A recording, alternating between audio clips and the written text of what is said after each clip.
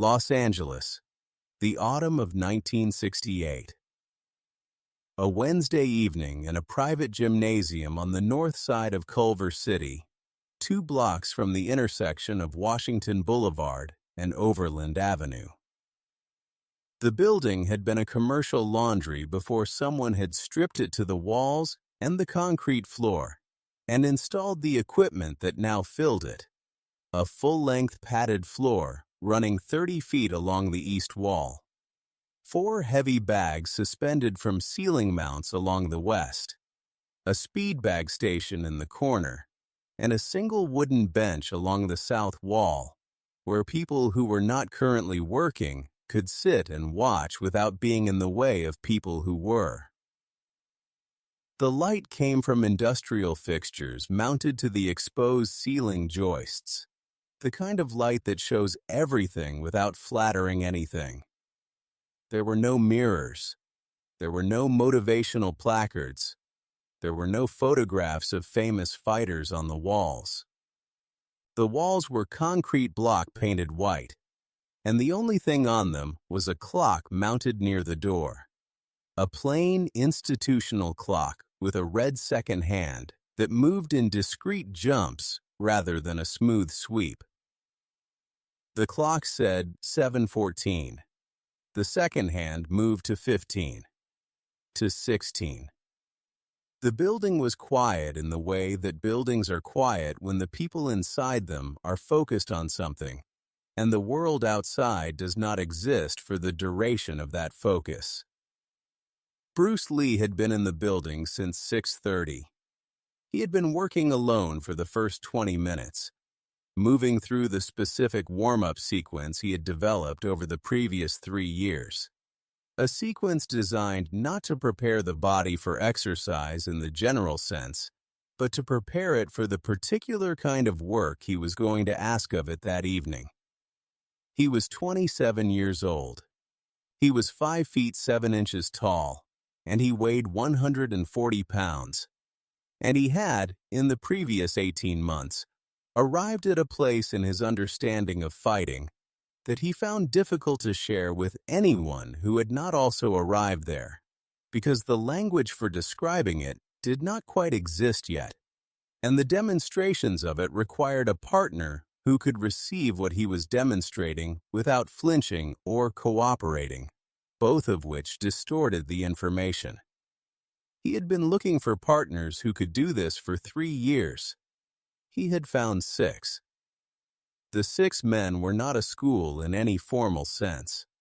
They did not have a shared curriculum, or a shared rank, or a shared name for what they were doing. What they had in common was that Bruce Lee had watched each of them move and had formed a specific opinion about what they understood about fighting and what they did not yet understand, and had decided that the gap between those 2 things was worth his time to help close.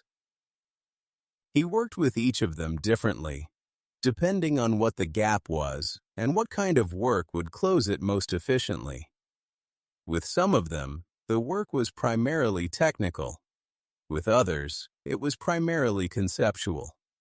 With Joe Louis, it was both, and it had been both from the first session, because Louis was the rare kind of practitioner who had developed exceptional physical skill without developing an equally exceptional framework for understanding what the skill was doing and why, and who had the specific hunger of a man who senses that the framework exists and has not yet found the person who can show it to him. Bruce Lee had found that person useful. Joe Louis was the newest of the 6. He had been working with Louis for 4 months. On this particular Wednesday evening, he had called 3 of the 6 and asked them to come to the gymnasium at 7. Not to work with him, to watch Joe Louis spar. Joe Louis arrived at 6:55. He was 24 years old. He was 6 feet tall and 190 pounds, and he had driven from his apartment in West Hollywood in the specific frame of mind he always arrived in to these sessions, which was empty of expectation and full of attention. He had learned, in 4 months of working with Bruce Lee, that arriving with expectations about what the session would produce was a form of preparation that worked against the actual preparation, because what the session produced was determined by what the work revealed, and work revealed things that expectations did not anticipate. He set his bag down near the bench. He bowed to the front of the room. He began his own warm-up. He did not ask Bruce Lee what the plan for the evening was. He had learned that Bruce Lee would say what the plan was when he was ready to say it, and that asking before that point produced an answer that was less complete than the answer produced by waiting. At 7:02, 2 men came through the door. At 7:08, the third arrived. Bruce Lee acknowledged each of them with a nod. He did not introduce them to Lewis or Lewis to them, because they knew who Lewis was, and Lewis knew who they were. And introductions would have added a social layer to the evening that Bruce Lee was not interested in. He gestured to the bench.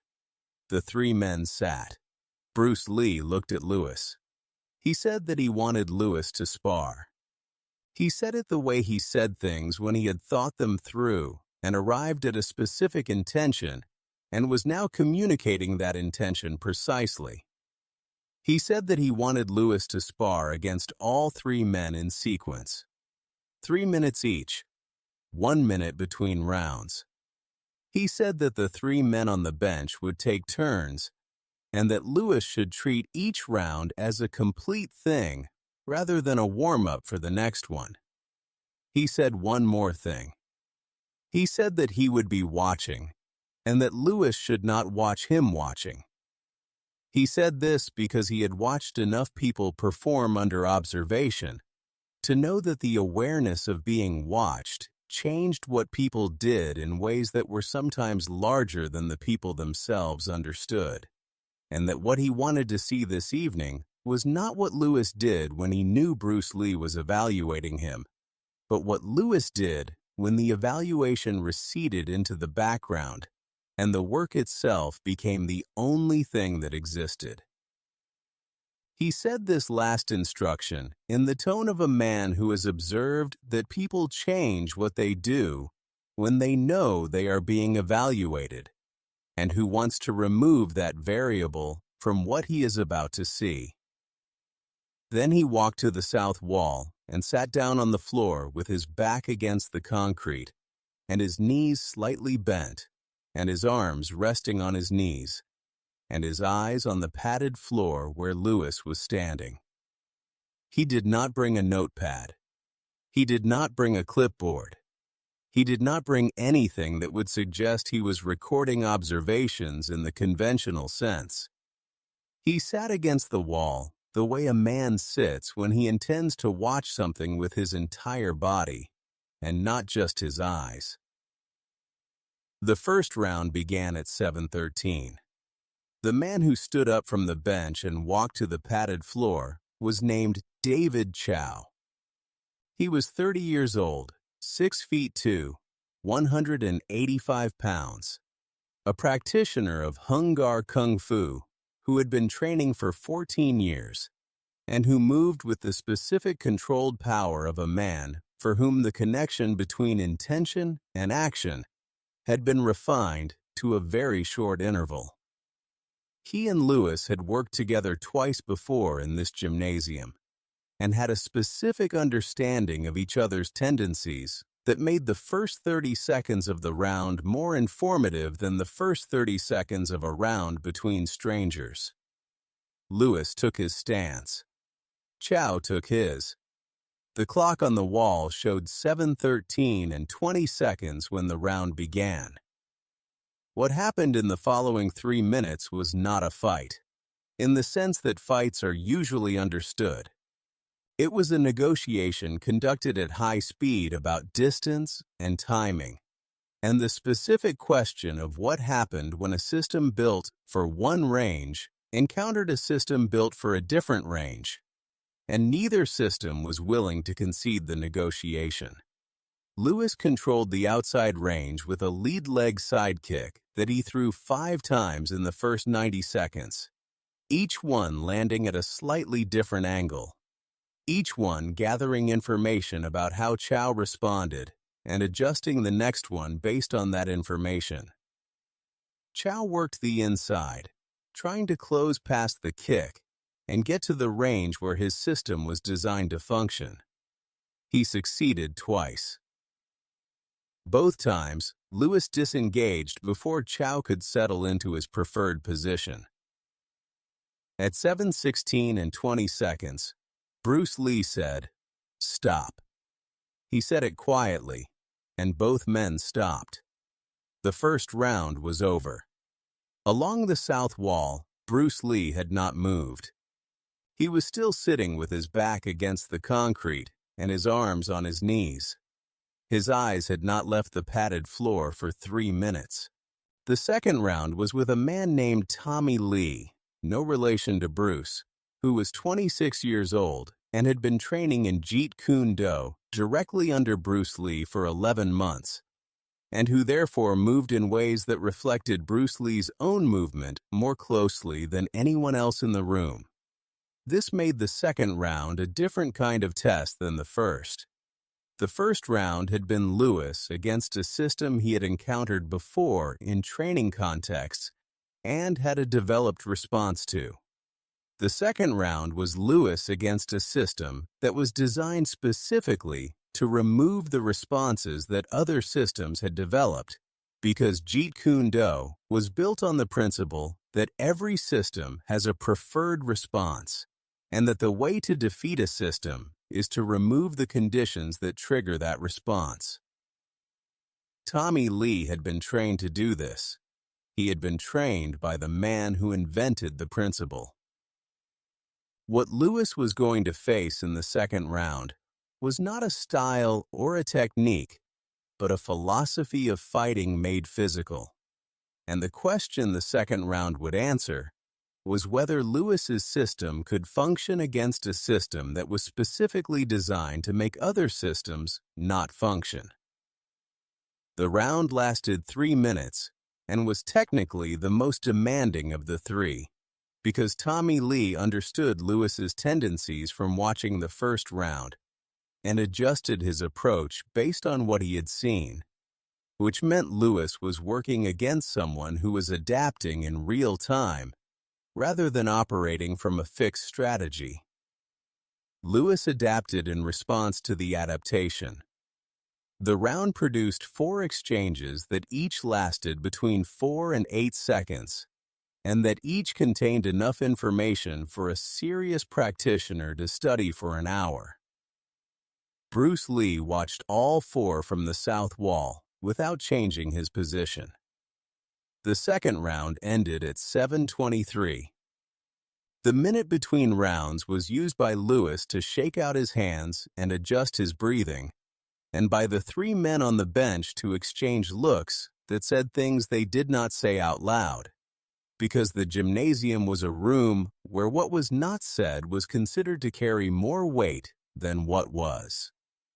The third round was with a man named Richard Kim, who was 34 years old and had been competing in karate tournaments for 12 years, and who had a record that most serious practitioners in Los Angeles would have found difficult to argue with. The third round was the most physical of the 3.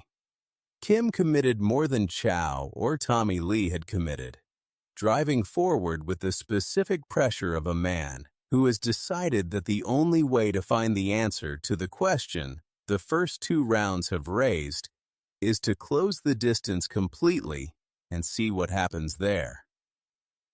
What happened there was that Lewis, for the first time in 21 minutes of work, showed something he had not shown in the first 2 rounds, which was what he did when the outside range was taken away from him and the inside range was being contested by someone who was serious about contesting it. What he did was sufficient. The third round ended at 7:29. Lewis stepped back from Kim and stood with his hands loose at his sides and his breathing elevated but controlled. The 3 rounds had lasted 21 minutes in total. In those 21 minutes, Lewis had worked against 3 different systems at a resistance level that required genuine commitment from all parties, and had adapted to each one without losing the thread of what his own system was doing, which was the specific thing that separated a fighter who had internalized his training from a fighter who was still operating from a mental checklist of techniques. He looked at Bruce Lee along the south wall. Bruce Lee was already standing. He had stood up at 7:20. 8 and 40 seconds. 20 seconds before the round ended, which was the specific moment when Lewis had done the thing in the 3rd round that Bruce Lee had been watching for. He was standing with his arms at his sides and his weight on both feet, and his eyes on Lewis with an expression that the 3 men on the bench would each describe differently when they were asked about it later, but that they would each agree contained something they had not seen on Bruce Lee's face in the months they had been training with him. He looked at Lewis for a long moment. Then he picked up his training bag from the corner near the door. He slung it over his shoulder. He walked to the door. He opened it. The night air came through the doorway in a brief, cool rectangle. He went through the door. The door closed. He did not say anything. He did not say good work, or well done, or I will call you, or thank you for coming. He simply left. The 3 men on the bench sat in the specific silence of people who have just watched something end in a way they did not expect, and are still processing what the ending means. Lewis stood on the padded floor. He looked at the closed door. He looked at the clock. The clock said 7:29. He had been in the building for 34 minutes. He picked up his bag from near the bench. He nodded to the 3 men. He walked to the door. He went through it into the night. The next morning at 8:45, the telephone in Lewis's apartment rang. He answered it. The voice on the other end was Bruce Lee's. He said 4 sentences. He said that he had watched Lewis spar the previous evening. He said that he had left without speaking because he had needed the night to find the right words. He said that he had found them. He said that Joe Louis was going to become the most complete fighter in America, and that what he had seen in the 3rd round against Richard Kim was the specific thing that would make that happen, and that he wanted to begin working with Lewis 3 times a week instead of once, starting the following Monday. Lewis said yes. He said it the way a man says yes when the answer is obvious, and has been obvious for 4 months, and has now been confirmed by someone whose judgment he trusts more than his own. He hung up the telephone.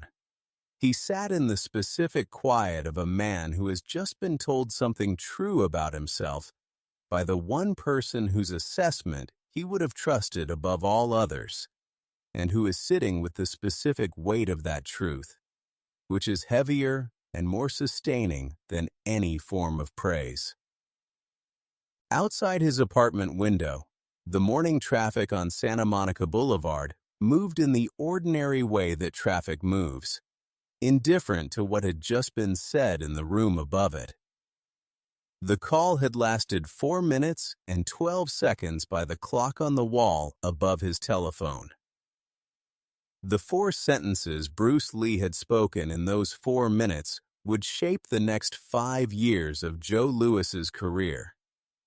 Not because they changed what Lewis was doing, because they confirmed that what Lewis was doing was exactly what it needed to be, and that the man who had watched him in silence and left without a word had done so not out of indifference, but out of the specific respect of a man who understood that some things require a night of thought before they can be said correctly.